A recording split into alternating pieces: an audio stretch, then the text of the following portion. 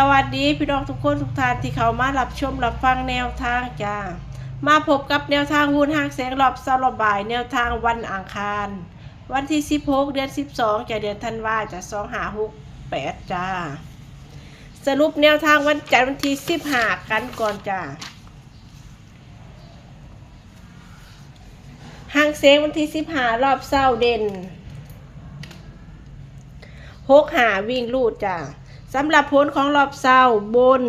6 5 3ล่าง2 6สำหรับบนนี่6 5 3นี่มาเต็มเลยเนาะ3ตัวบนเด้อนี่5 3นี่จับคู่พลาดไปจะจับให้แต่6 3 5 3ขามมา5 3บนโอ้โหเด่น6อยู่หลักร้อยจ้ะ5 6 3เต็ม3ตัวบนสำหรับ6นี่คือบ่มี5 3เนาะจับแต่6 3มาหา3สำหรับแนวทางของเฮาจะรอบเช้าเด่น5มาบนจ้ะหลัก2 6เข่าโตเน้น6 2ปังเด่น6ของเฮามาจ้ะสำหรับรอบบ่าย2กับ1ผลของรอบบ่ายบนมาตอง8หลักมา9 1สำหรับ9 1ก็จับคู่พลาดไปอีกเนาะเบิ่งเช้ากับบ่าย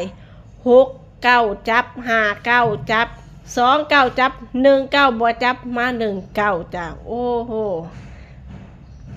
เข้าเด่น1จ้ะตัวที่ขามไปนี่มักมาดีเด้6 9 5 9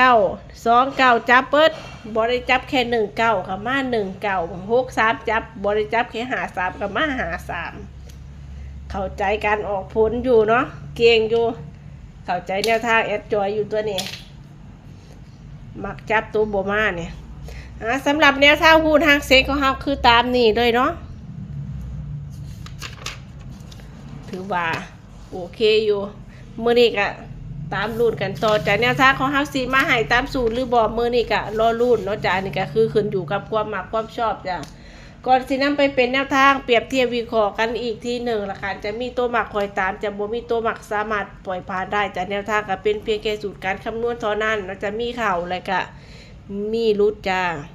สำหรับวันที่16นี่ก็ค่อนข้างหลายแนวทางกันเลยทีเดียวเนาะรัฐบาลไทยแอดจอยลงให้2สูตรจ้าสำหรับวันที่15ลงให้สูตรเดิมสูตรลักเนาะสำหรับรัฐบาลไทยของเฮาจะทามักถ้าชอบถ้าสนใจหรือว่าหาแนวทางบ่เห็นกะ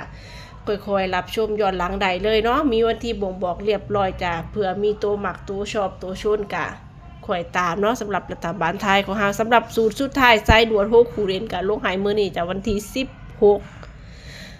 สำหรับแนวทางห้างเสียงของเฮาจะวันที่16รอบเช้าเลขเด่นให้2กับ1วิ่งลูดจ้ะจับคู่เด่น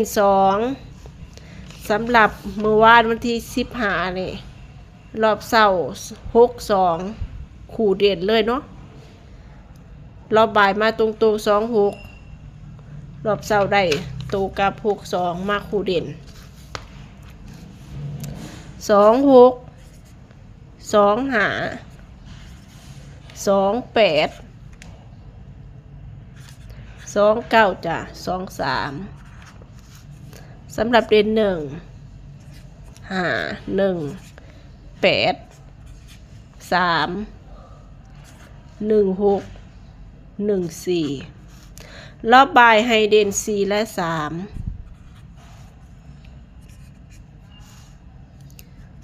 4 5 4 8 4 1 4 6 4 2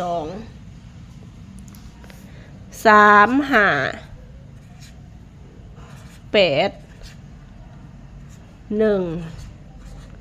3 4 3 6หูดนี่มักมาเบิ้ลเนาะหูดนี่ขี่รอบบ่ายกับมาเบิ้ลรอบบ่ายเบิ้ลบนเบิ้ลล่างกันเลยทีเดียวห่างเสียงกระตองมาเลยสำหรับแนวทางจากมื้อนี้ตัวเน้นเด่น3รอบบ่ายเน้นไป3 5 3 8 4 8 4 1 1 5 1 8 2 8 2 9 มักตัวได้ชอบตัวได้นำไปเป็นแนวทางได้จะบ่มักบ่ชอบปล่อยผ่านอย่างเดียวจะสำหรับแนวทางห้างเซ็งของเฮามื้อนี้ก็คอยมาปังๆเด้งๆตัวเน้นตัวจอเต็มๆเช้าบ่ายบนล่างล่ะค่ะเนาะขอให้โชคดีกันทุกคนทุกท่านจะมื้อนี้รวยจะมื้อนี้รวยสำหรับคลิปนี้ฝากไว้เพียงส่ำนี้จะสำหรับพี่น้องที่เขามารับชมใหม่ๆถ้ายังบ่ทันได้ติดตามฝากกดติดตามแล้วก็อย่าลืมกดสั่นกระดิ่งไว้เราจะเพื่อจะได้บ่พลาดแนวทางที่ลงให้จ้าสำหรับคลิปนี้สวัสดีจ้า